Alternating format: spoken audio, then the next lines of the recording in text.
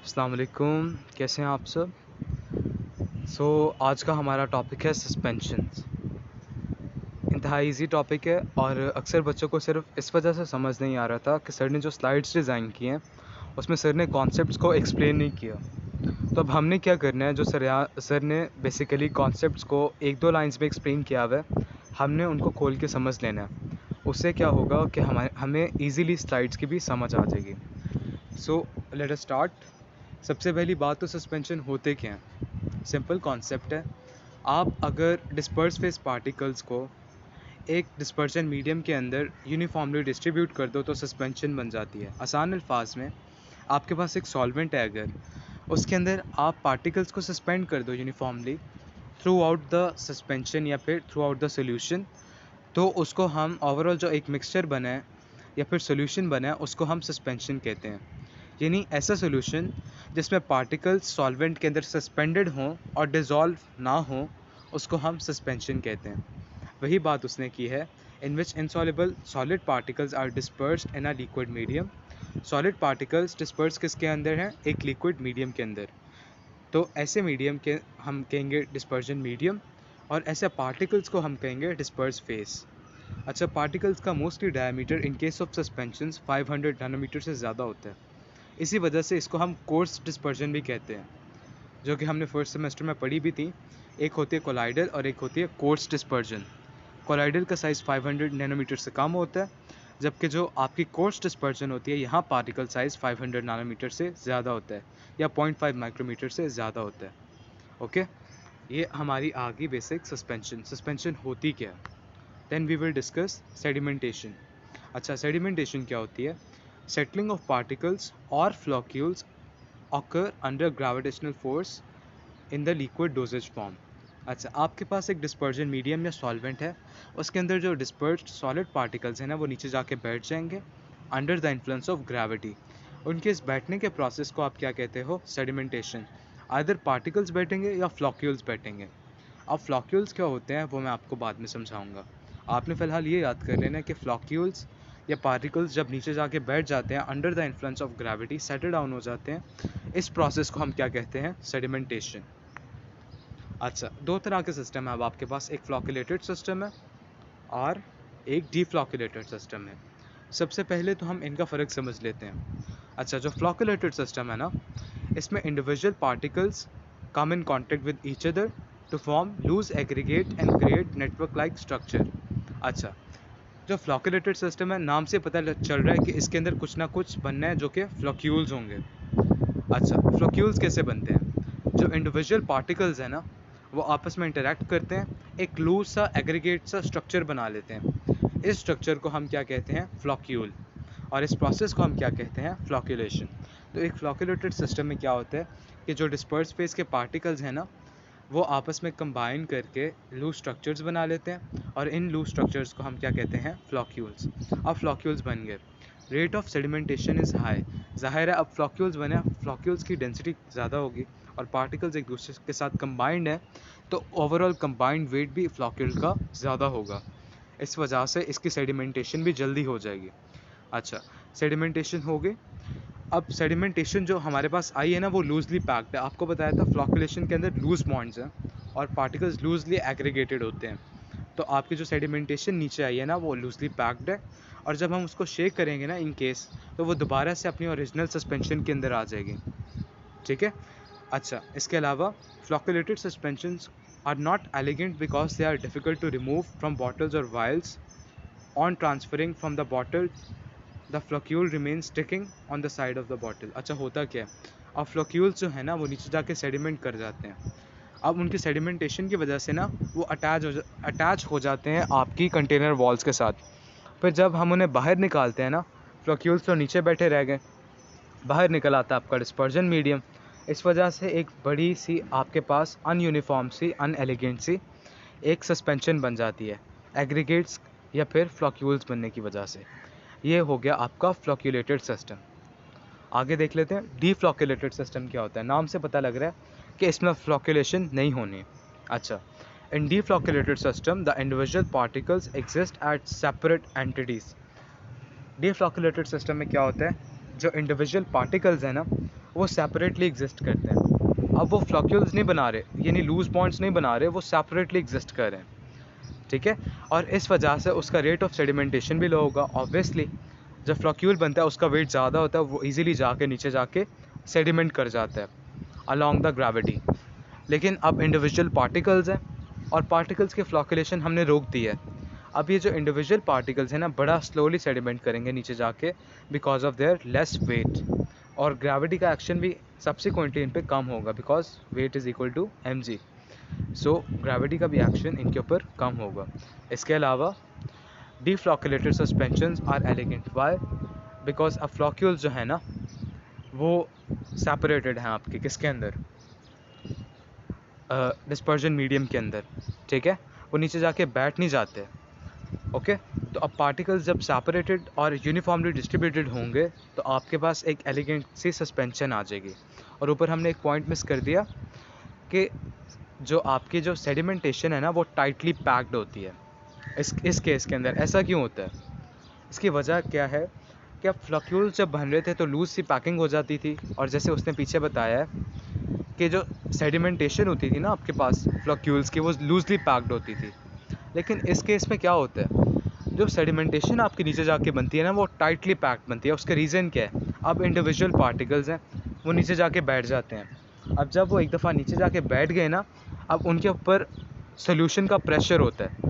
जो ऊपर सोल्यूशन है ना वो एक तरह उसके ऊपर प्रेशर एक्सर्ट कर रहा होता है, और जब वो सोल्यूशन प्रेशर एक्सर्ट करता है ना, ये पार्टिकल्स एक दूसरे के साथ स्ट्रॉन्ग बॉन्ड्स बना लेते हैं। अब उन स्ट्रॉन्ग बॉन्ड्स की वजह से ना एक बड़ा हार्ड स्ट्रक्चर बनता है जिसे आप केक कहते हो। तो एक तरह केकिंग प्रोसेस हो जाता है बॉटम पे सेडिमेंट के अंदर। तो बेसिकली जो आपका सेडिमेंट है ना वो तश्कील पा जाता है एक केक फॉर्मेशन के अंदर, ठीक है। तो ये मसला होता है आपके डिफ्लॉक्यूलेटेड सस्पेंशंस का। अच्छा, सिंपल डिफरेंसेस देख लेते हैं इनके। एक फ्लॉक्यूलेटेड सिस्टम है, एक नॉन फ्लॉक्यूलेटेड सिस्टम है। जो फ्लॉक्यूलेटेड सिस्टम है ना उसमें लूज एग्रीगेट्स बन रहे हैं और एक नेटवर्क लाइक स्ट्रक्चर बन रहा है, जबकि नॉन फ्लॉक्यूलेटेड में पार्टिकल्स सेपरेट एंटिटीज़ या सेपरेट पार्टिकल्स के तौर पे एग्जिस्ट कर रहे हैं। इसके अलावा फ्लॉक्यूलेटेड में सेडिमेंटेशन ज़्यादा है और नॉन फ्लॉक्यूलेटेड में आपका सेडिमेंटेशन रेट क्या है, कम है। वजह, फ्लॉक्यूलेटेड में आपके पास एग्रीगेट्स बने होते हैं जो नीचे जाके फ़ौरन बैठ जाते हैं। इसके अलावा नॉन फ्लॉक्यूलेटेड में इंडिविजुअल पार्टिकल्स हैं, वो स्लोली सेडिमेंट करते हैं।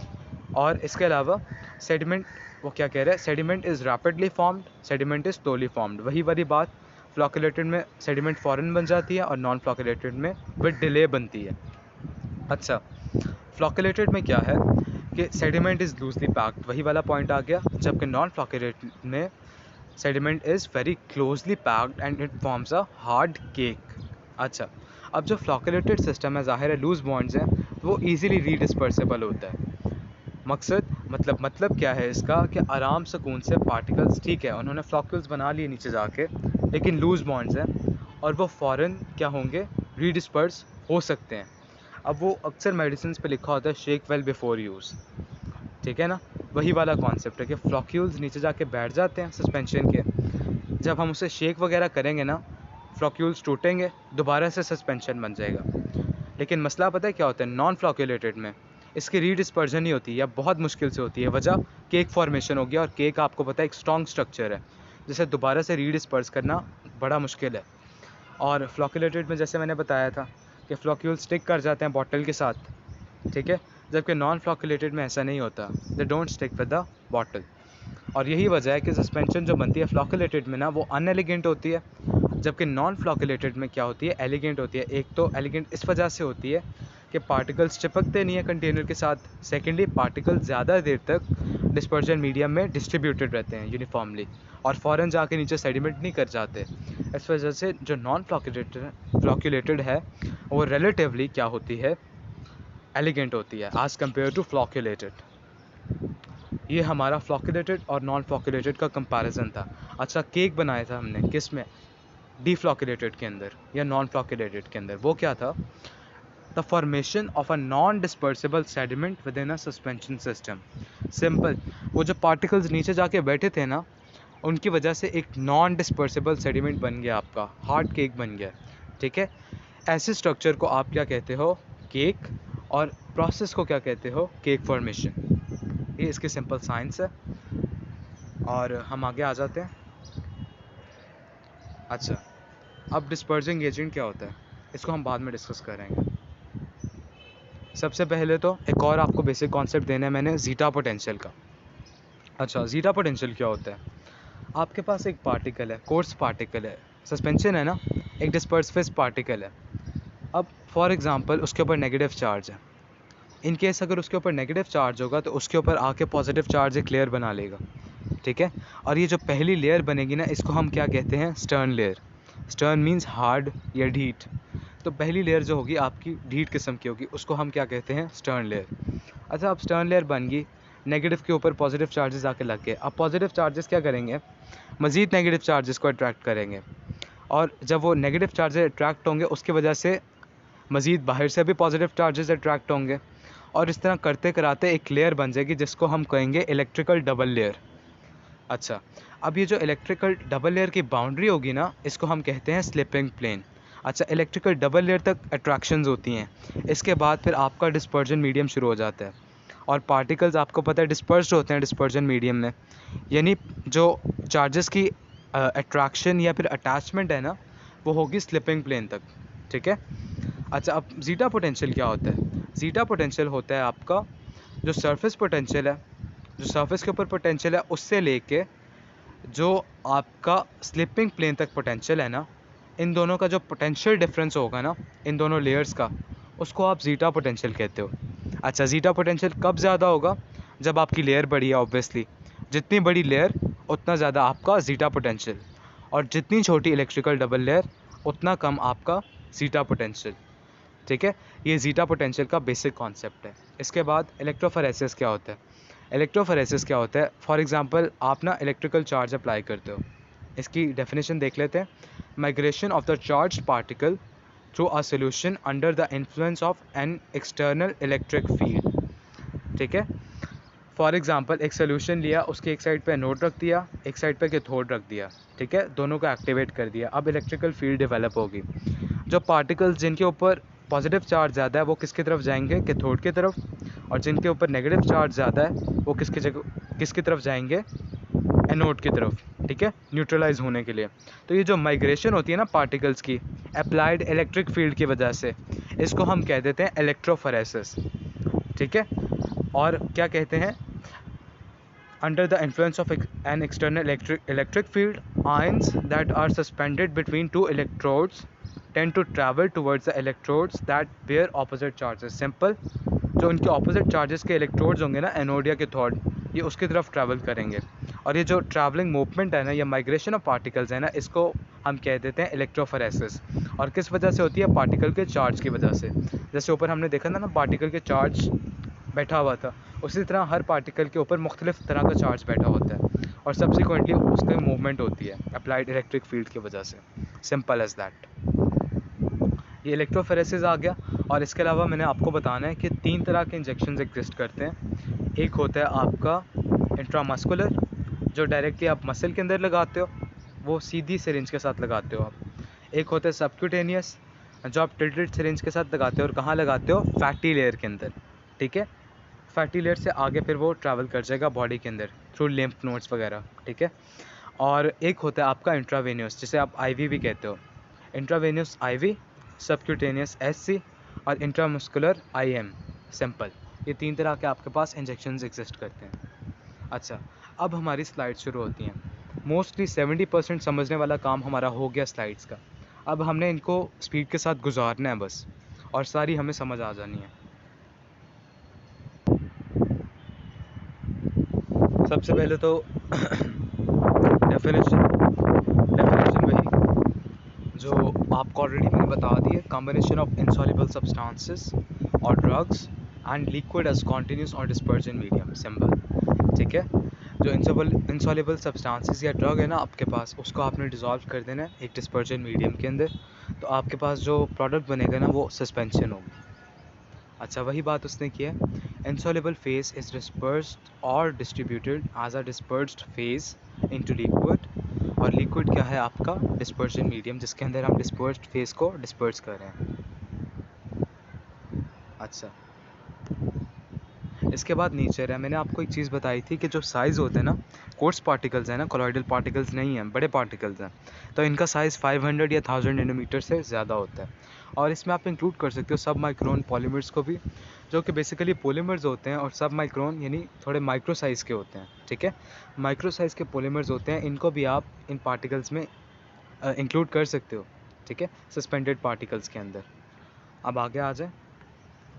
अच्छा, पर्पस क्या होता है? पर्पस बेसिकली अब रूट्स ऑफ एडमिनिस्ट्रेशन है बॉडी के अंदर, उसकी हेडिंग होनी चाहिए थी रूट्स ऑफ एडमिनिस्ट्रेशन। अच्छा, 5 तरीके से हम इसको दे सकते हैं। First of all hourly through mouth, ठीक है। अब छोटे बच्चे टैबलेट नहीं खा सकते, उनको हमें सस्पेंशन देना पड़ता है, तो वो थ्रू किसके देते हैं? थ्रू माउथ के, ठीक है। इसके अलावा इंजेक्शंस में आ जाता है। अब मैंने इंजेक्शन टाइप्स आपको बताई थी, तो इंट्रामस्कुलर और सबक्यूटेनियस इंजेक्शंस के अंदर आपकी सस्पेंशंस इस्तेमाल होती हैं, ठीक है। ये IM इंट्रामस्कुलर है और SC सबक्यूटेनियस है, जो कि फैट लेयर में लगाते हैं। अच्छा, एक और तरह की आपके पास आ जाती है जो है ड्रग रिजर्वॉयर्स। अब ड्रग रिजर्वॉयर्स क्या होते हैं? जस्ट लाइक वो निकोटिन पैचेस होते हैं ना, आप उसको ऊपर लगा लेते हो तो निकोटिन सीप करती जाती है ब्लड स्ट्रीम के अंदर, उसी तरह आपके ट्रांसडर्मल पैचेस होते हैं। Dermal means skin. ये ऐसे पैचेस होते हैं जो as a drug resource act करते हैं। इसको आप स्किन के ऊपर लगा देते हो और स्लोली बॉडी को ड्रग मिलता जाता है। ये कब लगाते हैं हम? जब बॉडी को किसी ड्रग की स्लो एडमिनिस्ट्रेशन चाहिए होती है, यानी उसे थोड़ी थोड़ी quantity with the passage of time चाहिए होती है, तो आप ट्रांसडर्मल पैचेस इस्तेमाल करते हो। इसके अलावा टॉपिकल फॉर्मुलेशन जो आप स्किन पे लगाते हो, ऑइंटमेंट्स वगैरह।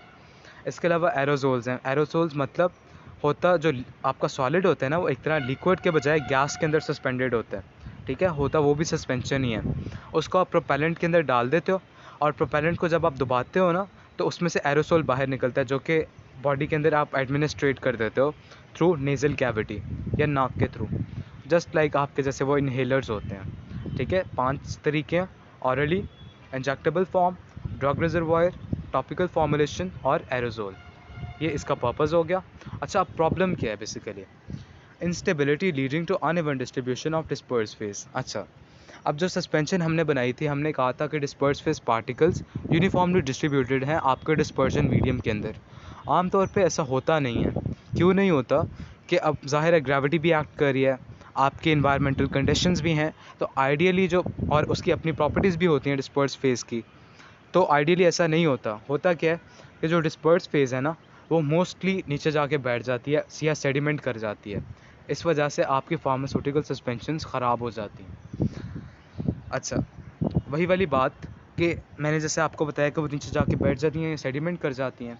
इसके अलावा सेडिमेंटेड जो पार्टिकल्स हैं उनकी केकिंग भी हो सकती है जब डीप फ्लोकुलेशन होती है, ठीक है ना। जब डीप फ्लोकुलेटेड आपके पास सस्पेंशन होती है ना, उसमें केकिंग हो सकती है। इसके अलावा बाज़-औक़ात ना जो फ्लोकुलेशन होती है ना, मैंने आपको पहले बताया था रिवर्सिबल होती है, लेकिन बाज़-औक़ात क्या होता है, फ्लोकुलेशन भी इरिवर्सिबल हो जाती है, जो प्रॉब्लम क्रिएट करती है। रिवर्सिबल हो तो कोई इतना मसला नहीं होता, क्योंकि वो दोबारा से अपनी ओरिजिनल फॉर्म में आ सकती है, लेकिन अगर इरिवर्सिबल हो जाए तो इशू होता है। इसके अलावा पार्टिकल ग्रोथ हो सकती है। वो कैसे हो सकती है कि फॉर एग्ज़ाम्पल आपके जो डिस्पर्स फेज पार्टिकल्स हैं वो डिज़ोल्व कर जाएँ डिस्पर्जन मीडियम में। फिर क्या होता है, फिर जब वो बाहर निकलते हैं ना दोबारा से डिस्पर्जन मीडियम से, तो उनके क्रिस्टल्स बन जाते हैं और क्रिस्टल्स साइज़ में ग्रो कर जाते हैं because of there combination with each other, ठीक है। तो पार्टिकल ग्रोथ भी एक बड़ा मेजर इशू है हमारा। 4 इश्यूज़ हैं: sedimentation, caking, flocculation, particle growth. ये हमारी प्रॉब्लम्स हैं। अब इन प्रॉब्लम्स का इलाज क्या है? अच्छा, सबसे पहले तो हमें ये पता होना चाहिए, हमारी डिज़ायर होनी चाहिए कि एग्रीगेशन ना हो पार्टिकल्स की। एग्रीगेशन कब हो रही है? जब इरिवर्सिबल फ्लॉक्यूल्स बन रहे हैं, वो नहीं बनने देने। इसके अलावा हमने केकिंग नहीं होने देनी, ठीक है। अब हम सिस्टम को देख लेते हैं, और इसने नीचे लिखा है रीडिस्पर्सिबिलिटी ऑफ सस्पेंशन, यानी सस्पेंशन की रीडिस्पर्सिबिलिटी पॉसिबल हो इन केस ऑफ रिवर्सिबल फ्लॉक्यूल्स, यानी फ्लॉक्यूल्स दोबारा से टूट के आपका सस्पेंशन बना सकें। ये हमारी डिज़ायर है, ठीक है ना। फर्स्ट ऑफ ऑल एग्रीगेशन नहीं होने देनी, केकिंग नहीं होने देनी। दूसरा, अगर ऐसे फ्लॉक्यूल्स हों जो दोबारा से रीडिस्पर्स हो सकें तो बेहतर है, उससे हम दोबारा से सस्पेंशन को बना सकते हैं, ठीक है। अच्छा, फ्लॉकुलेटेड सिस्टम क्या होता है? फ्लॉकुलेटेड सिस्टम होते हैं development to overcome particles together in a loose open structure. अच्छा, 2 तरह के सिस्टम है यार, इसको छोड़ दो। दो तरह के सिस्टम है, एक फ्लॉकुलेटेड सिस्टम है और डीफ्लॉकुलेटेड सिस्टम है, और दोनों मैंने आपको समझा दिए। जो फ्लॉकुलेटेड सिस्टम होता है ना, उसमें पार्टिकल्स हेल्ड टुगेदर होते हैं एक लूज ओपन स्ट्रक्चर के अंदर। ये सिंपल कहा है उसने, वही जो मैंने आपको समझाया। अच्छा, फ्लॉकुलेशन में क्या होता है? Rapidly clearing supernatant so not elegant and unsightly suspension. वही वाली बात जो मैंने आपको समझाई थी कि फ्लॉकुलेटेड जो सिस्टम है ना, उसके अंदर सेडिमेंटेशन बहुत जल्दी हो जाती है। इस वजह से क्या होता है, अब जो पार्टिकल्स हैं ना, फ्लॉक्यूल्स हैं, वो नीचे जाके बैठ जाते हैं। वो नीचे, उनके नीचे बैठने की वजह से ना, जो ऊपर डिस्पर्जन मीडियम बचता है ना, वो खाली हो जाता है, क्योंकि डिस्पर्स फेस के पार्टिकल्स आपस में कंबाइन करके नीचे जाके बैठ जाते हैं। ठीक है, अब ऊपर जो खाली सा आपके पास डिस्पर्जन मीडियम की लेयर बन जाती है ना, उसको आप कहते हो सुपरनाटेंट लेयर। ठीक है, और ये कब होता है? फ्लॉकुलेटेड सिस्टम्स के अंदर। और डीफ्लॉकुलेटेड सिस्टम्स में क्या होता है?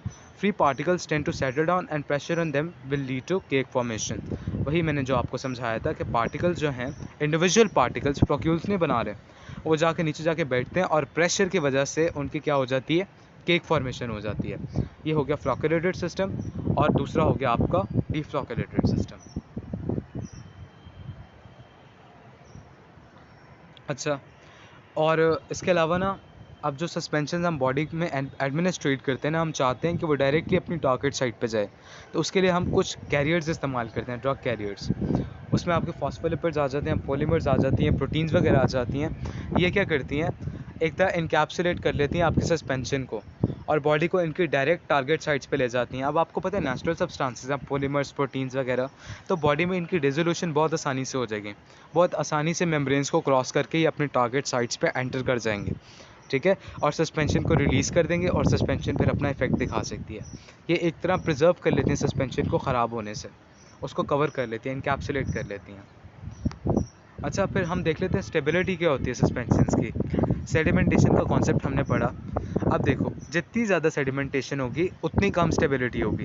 ठीक है, क्योंकि हम तो चाहते हैं कि जो आपके पार्टिकल्स हैं वो यूनिफॉर्मली डिस्ट्रीब्यूटेड रहें, लेकिन ऐसा होता नहीं है, पार्टिकल्स नीचे जाके बैठ जाते हैं। और इनकेस जितनी ज़्यादा सेडिमेंटेशन होगी उतनी कम आपकी स्टेबिलिटी होगी सस्पेंशन की। इसकी हमने एक रेशो बना लिया है जिसके अंदर हम वॉल्यूम्स को कंपेयर कर देते हैं। VS आपका सेडिमेंटेशन वॉल्यूम है, और VT आपका टोटल वॉल्यूम है। ठीक है, sedimentation volume over total volume की रेशो ले लेते हैं। अब आपको पता है रेशो है, अब वॉल्यूम्स को कंपेयर करें, वॉल्यूम्स की जगह हम हाइट्स को भी कंपेयर कर सकते हैं, इक्वलाइज करके रेशो ही लेनी है ना, तो बजाय कि हम वॉल्यूम्स को करें ना, हम हाइट्स की रेशो बना लेते हैं। अच्छा, दो तरह की हाइट्स हैं, एक ज़ाहिर है सेडिमेंटेशन वॉल्यूम के आगे क्या आ जाएगी आपकी? Sedimented height of sedimented layer, और उसके कंपैरेटिव आ जाएगी आपकी इनिशियल हाइट, यानी पूरे आपके उसकी हाइट, सिलेंडर की हाइट। ठीक है, अब हम क्या करते हैं, ये जो सेडिमेंटेड हाइट है ना, हाइट ऑफ सेडिमेंटेड लेयर है, इसकी रेशो ले लेते हैं as compare to the height of initial the height of the suspension, जिसे आप क्या कहते हो? इनिशियल हाइट कहते हो। और इसके ग्राफ में उसने यही दिखाया हुआ है आपको कि आपके पास एक इनिशियल हाइट थी, सुपरनेटेंट सॉल्यूशन बन गया, वजह पार्टिकल्स ने फ्लॉक्यूल्स बना लिए, वो नीचे जाके अब बैठना शुरू हो गया। सबसे ऊपर आपकी क्लैरिफाइड जोन आ गई। ये जो क्लैरिफाइड जोन है ना, इसको आप क्या कहते हो? सुपरनेटेंट जोन, जहाँ पे आपकी सुपरनेटेंट लेयर बनती है। उसके बाद अब पार्टिकल्स ना आहिस्ता आहिस्ता सेटल हो रहे हैं। सबसे पहले इनकी डिस्क्रीट सेटलिंग होगी, और उसके बाद क्या होगी? इनकी हिंडेड सेटलिंग होगी। हिंडेड किस वजह से? हिंडेड इस वजह से कि अब सॉल्वेंट प्रेशर अप्लाई कर रहा है, सॉल्वेंट उसको बैठने नहीं दे रहा। ठीक है, इस वजह से अब जो सेटलिंग होगी ना, वो थोड़ी हिंडेड होगी। और उसके बाद आ जाती है आपकी ट्रांजिशन जोन। ट्रांजिशन जोन एक इंटरमीडिएट जोन के तौर पे आ जाती है आपके पास, और जब इसकी कंप्रेशन शुरू हो जाती है ना, फिर आपके पास एक सेडिमेंटेड लेयर आ जाती है। ठीक है, यही चीज़ उसने ग्राफ में दिखाई है। सबसे पहले हिंडेड सेटलिंग, फिर ट्रांजिशन, फिर कंप्रेशन, और फिर उसकी सेटलिंग। अच्छा, अब इन दो की जब आप रेशो ले लेते हो ना, तो अब वो रेशो जो आती है ना, वो स्टेबिलिटी डिटर्मिन करती है। अब आपको पता है जितनी कम सेडिमेंटेड लेयर की हाइट होगी उतनी कम आपकी ओवरऑल रेशो होगी। ठीक है, आप इक्वेशन से देख सकते हो, जितनी कम सेडिमेंटेड लेयर की हाइट उतनी कम उसकी रेशो। ठीक है, तो हमने क्या करना है? सेडिमेंटेशन को कम से कम करना है, ताकि उसकी हाइट कम से कम हो और स्टेबिलिटी ऑफ सस्पेंशन ज़्यादा से ज़्यादा हो। ये हमारी स्टेबिलिटी का कॉन्सेप्ट आ गया।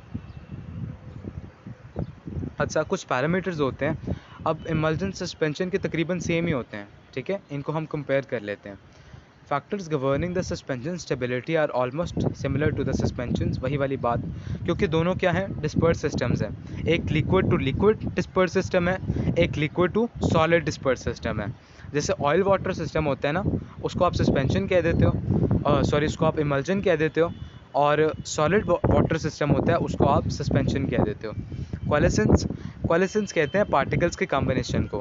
जैसे दो ड्रॉपलेट्स होते हैं ना, वो आपस में कंबाइन करके एक बड़ा ड्रॉपलेट बना देते हैं, इसको आप क्वालिसेंस कहते हो। इमल्जन में क्वालिसेंस होती है, जबकि सस्पेंशन के अंदर क्वालिसेंस एब्सेंट होती है। जबकि जहाँ तक क्रीमिंग का ताल्लुक है ना, क्रीमिंग कब होती है, जब एक लेस डेंस जो लिक्विड है ना, वो एक मोर डेंस लिक्विड के ऊपर लेयर बना देता है। अब आपको पता है ये काम सिर्फ इमल्जन में हो सकता है, क्योंकि वो लिक्विड सिस्टम है, जबकि ये काम सस्पेंशन में नहीं होगा, तो हम उसको नेगेटिव कह देते हैं। इसके अलावा फ्लॉकुलेशन है, इमल्जन में रिवर्सिबल भी हो सकती है, इरिवर्सिबल भी हो सकती है, लेकिन सस्पेंशन में मोस्टली जो फ्लॉकुलेशन होगी ना, वो आपकी रिवर्सिबल होगी। अच्छा, इसके अलावा केकिंग है। केकिंग आपके इमल्जन के अंदर होगी या नहीं होगी? नहीं होगी। वजह, सेटलिंग नहीं हो रही यहाँ पे क्या हो रही है, क्रीमिंग हो रही है। एक जो लेस डेंस लिक्विड है वो ऊपर जाके लेयर बना लेता है। जबकि केकिंग किस में होगी? केकिंग होगी आपकी किसके अंदर? सस्पेंशन के अंदर। अच्छा, सस्पेंशन भी कौन से वाले के अंदर? डीफ्लॉक्यूलेटेड सिस्टम, जिसमें फ्लॉक्यूल्स नहीं बन रहे, ठीक है ना। अब जिसमें फ्लॉक्यूल्स नहीं बनेंगे, इंडिविजुअल पार्टिकल्स होंगे, वो इंडिविजुअल पार्टिकल्स नीचे जाके जब बैठेंगे तो केक फॉर्मेशन करवा देंगे। तो केकिंग आपकी सस्पेंशन में होती है, जबकि इमल्जन में नहीं होती है। इसके अलावा ग्रीन में उसने एक लाइन लिखी है कि इन दोनों के जो एड्जॉर्प्शन बिहेवियर है ना, वो भी वेरी करते हैं, इमल्जन के और सस्पेंशन के। ये हमने फैक्टर्स डिस्कस कर लिए। अब हम डिस्कस कर लेते हैं विस्कोसिटी का क्या इफेक्ट होता है।